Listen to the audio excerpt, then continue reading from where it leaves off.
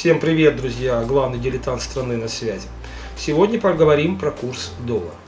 Вы знаете, как только доллар начинает расти, у населения, у экспертов начинается что-то вроде какой-то паники. Вот не далее, чем сегодня, я открываю ленту новостей и вижу комментарии многочисленных так называемых экспертов о том, что срочно нужно бежать покупать иностранную американскую валюту. Забывая при этом, что доллар, между прочим-то, уже не первую неделю падает по отношению к евро на мировом рынке. Ну вот дают такие советы. Открою вам небольшой секрет. Ну, во-первых, не надо паниковать. А во-вторых, ответьте для самих себя на один вопрос. А почему вы вообще интересуетесь соотношением курсов гривны к иностранным валютам? Возникает как бы резонный ответ, что нужно в чем-то сохранять свои сбережения. И вот тут опять же масса каких-то рецептов. Вы знаете, я как человек, который этим занимается с 93-го года, хочу вам рассказать очень коротко то, что я всегда отвечаю на вопросы СМИ по этому поводу. Итак, обозначьте для себя перспективу. Самое главное, не в чем хранить сбережения, а для чего. Итак, смотрите, если у вас есть цель скопить на какую-то краткосрочную перспективу, скажем, на поездку осенью в Египет, вообще этим не заморачивайтесь. На вас это повлияет курс доллара минимально. Если, скажем, ситуация другая, и вы рассматриваете не краткосрочную, а среднесрочную перспективу, ну, допустим, вы решили скопить на приобретение нового автомобиля. Ну, почему нет?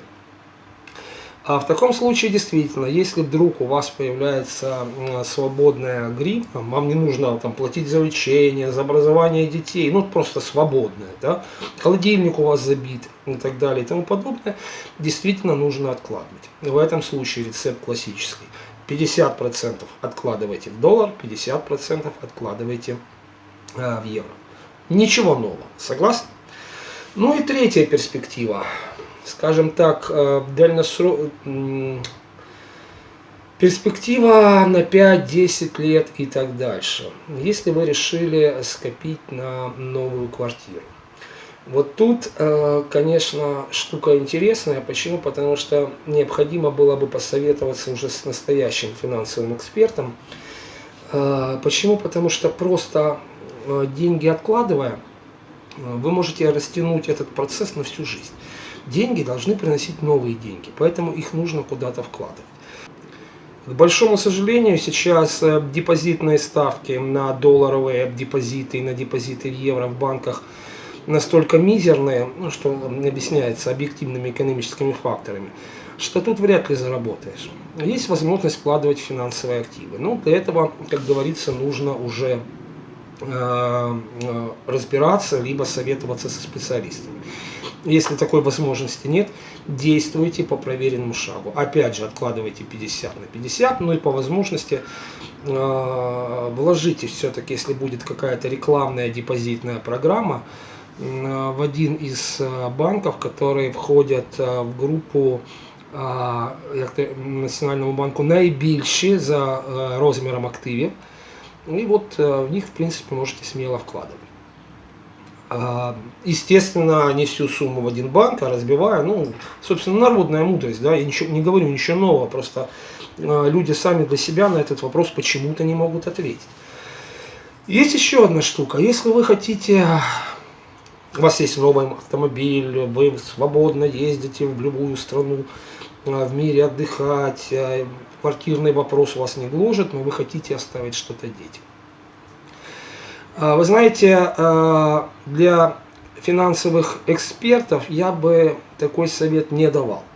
Почему? Потому что у них есть возможности вложить денежные средства в какие-то финансовые активы, опять же.